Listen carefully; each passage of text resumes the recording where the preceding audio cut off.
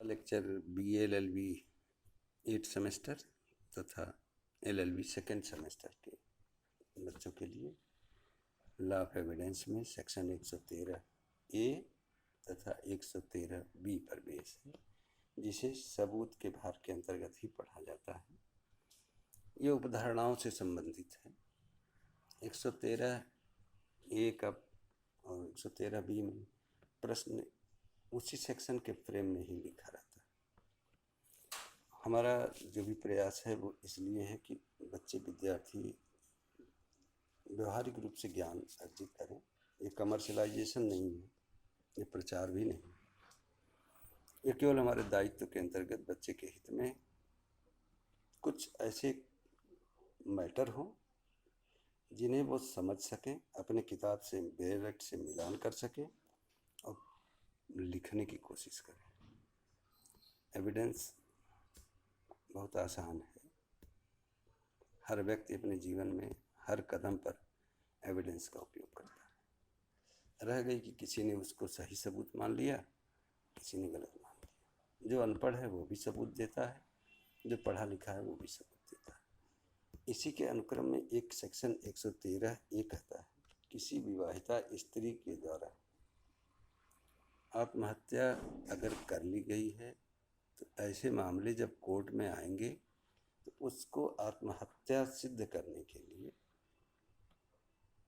एक पक्षकार कहेगा, दूसरा कहता नहीं, आत्महत्या नहीं। कोर्ट इस पर क्या व्यू रखती है, क्या लिख दिया जाए? बायस्ड जजमेंट नहीं हो सकता है। मेडिकल रिपोर्ट है, पुलिस रिपोर्ट है, IO रिपोर्ट है, लोकल इंटेलिजेंस की रिपोर्ट है, तथ्य और परिस्थितियों की रिपोर्ट है। इन सारी रिपोर्टों को देखने के बाद जब मामला चार्जशीट से ऊपर जाता है तो केवल एक पक्ष सिद्ध करता है कि आत्महत्या के लिए उसे उत्प्रेरित किया गया था उसके घर परिवार नातेदारों द्वारा। दूसरा यह कहता है कि वो उसको पहले से ही एक ऐसी डिजीज थी जिसके संबंध में वह विवाहित महिला किसी अनुक्रम में अपनी आत्महत्या कर ली। शायद कुछ और परिस्थितियां उसके बैकग्राउंड में रही होंगी। इन परिस्थितियों में आत्महत्या सिद्ध करने का भार उस पक्षकार पर होगा जिसके साथ उसकी शादी हुई थी, वो सिद्ध करे उसने स्वयं आत्महत्या की। दूसरा पक्षकार उसी से मिलता जुलता सिद्ध करेगा कि हाँ शायद आत्महत्या की होगी लेकिन इन लोगों ने उत्प्रेरित किया। कंडीशन क्या होनी चाहिए इसके लिए? जरा किताब भी कभी देखी, उसमें लिखा है कि शादी की तिथि से 7 वर्ष के अंदर अगर महिला द्वारा कोई उत्प्रेरण के अनुक्रम में आत्महत्या किया गया है, चाहे किसी भी स्थिति की आत्महत्या हो, तो पति के नातेदारों को या यह माना जाएगा कि उनके अपने परिवार के किसी सदस्य द्वारा उसे कह दिया गया। जैसे सपोज करिए पति पेपर पढ़ रहा है, पत्नी घरेलू सामान के लिए वो कभी कहती है कि आज ये सामान नहीं लाए, इतने दिन से हम कह रहे हैं, अगर आप सामान नहीं लाते हैं तो हम आग लगा के जान दे देंगे।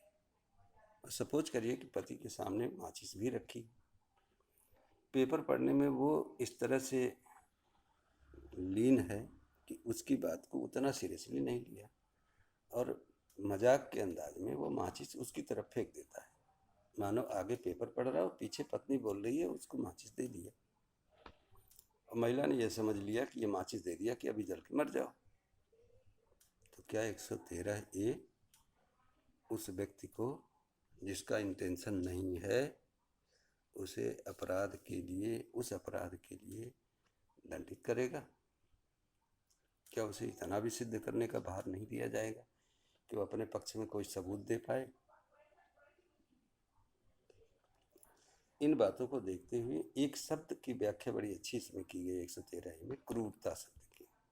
क्रूरता के अधीन अगर इन बातों का संदर्भ लिया जाएगा तो पति और उनके नातेदार शादी 7 साल के अंदर हुई हो तो उस महिला के द्वारा अगर अपनी मृत्यु चाहे किसी कारण से की गई है, उसे आत्महत्या का उत्प्रेरण या दुष्प्रेरण माना जाएगा और उन्हें दोषी माना जाएगा। जबकि उसी के साथ लगा हुआ सेक्शन 113B है। 113B कहता है कि दहेज मृत्यु के बारे में उदाहरण, जब प्रश्न यह हो कि किसी व्यक्ति ने किसी स्त्री की दहेज मृत्यु की है या उसकी मांग करता रहा है, तो ऐसी मृत्यु के संदर्भ में उन शब्दों को क्रूरता के अंतर्गत लाया जाएगा। ऐसी उपधारणाएं यह साबित करने का कतई आपको अधिकार नहीं देंगी कि आप महिला के ससुराल पक्ष के हैं, इसलिए पहले सबूत आप देंगे, सारे आरोप आ जाएंगे। इसके बाद यह सिद्ध किया जाएगा कि दहेज के अंतर्गत दहेज से संबंधित यह मृत्यु हुई थी या दहेज की मांग के लिए मृत्यु हुई थी या दहेज के लिए इसे बार बार प्रताड़ित किया जा रहा था, इसलिए महिला ने जान दे दिया। इन शब्दों को यह माना जाएगा कि अगर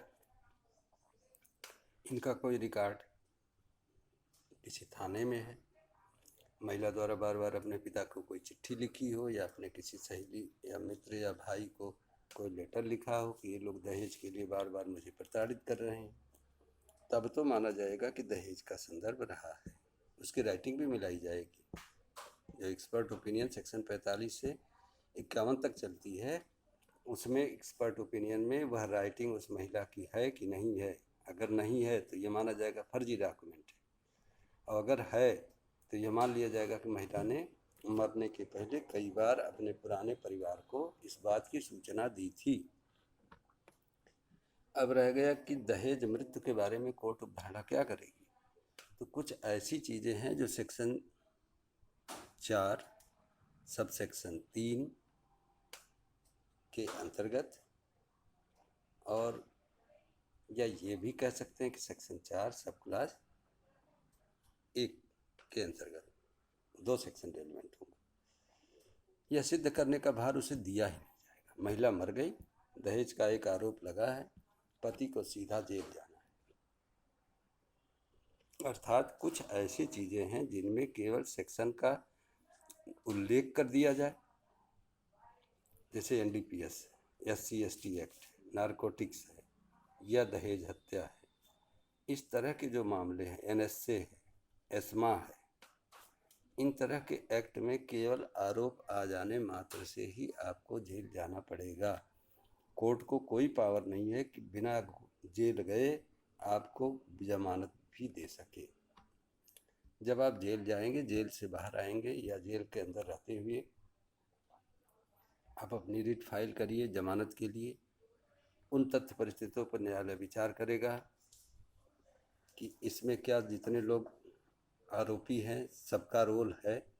अगर कहीं से कम लगता है, जैसे कोई बुजुर्ग पिता है, बाबा है, 80 साल का है, उसे भी उस आरोप में डाल दिया गया है, जो अपनी नित्य दैनिक शौच क्रिया नहीं कर सकता, वो महिला को जलाने में क्या मदद करेगा। तो ऐसे लोगों के आधार पर अगर जमानत की एप्लीकेशन मंजूर होती है, ग्रांट होती है, तो आपकी भी उन परिस्थितियों में विचार किया जाएगा कि मुवक्किल कहीं भाग नहीं रहा है, तो आरोपी इंडिया में रहेगा, न्यायालय जब बुलाएगा तब हाजिर हो जाएगा, इसलिए इसको जमानत दे दी जाए। सेक्शन 113B इतना कठिन है जैसे मान लिया जाए कि 304B जैसा है। केवल आरोप आने मात्र से इस व्यक्ति को जेल है। इसी अनुक्रम में जरा वो 7 साल का एक संबंध आता है। 304B, 113B, इन दोनों के बीच में कुल 7 शब्द हैं जिनसे यह कहा जाए 7 फेरे, 7 साल की सजा। कम से कम 304 में जब 3 और 4 जोड़ोगे तो वो भी 7 हो जाएगा। कुछ ग्रह विवाह की परिक्रमा है, 7 चक्कर में कितने चक्कर महिला चलेगी, कितने पुरुष चलेंगे, तो वो तो 304 से ही आपको मालूम हो जा रहा है कि एक 4 चलेगी, एक 3 चलेगा। कुल संदर्भों में जब इनकी सजा भी होगी इस सेक्शन में तो 7 ही साल होगी। कहने का अर्थ है कि आत्महत्या के दुष्प्रेरण के लिए अगर के अनुक्रम में अगर किसी महिला ने जान दी है तो कोर्ट यह प्रज्यूम करेगा, यह एज्यूम करेगा कि इस महिला की मृत्यु स्वाभाविक नहीं है, इनके नए परिवार के लोगों के द्वारा ही उत्प्रेरण किया गया है या इन्हें किसी तरह से मार दिया गया। क्यों मार दिया गया? क्योंकि दहेज जितना निर्धारित मांगा गया था उतना नहीं मिला या दहेज की रकम अभी भी शेष है।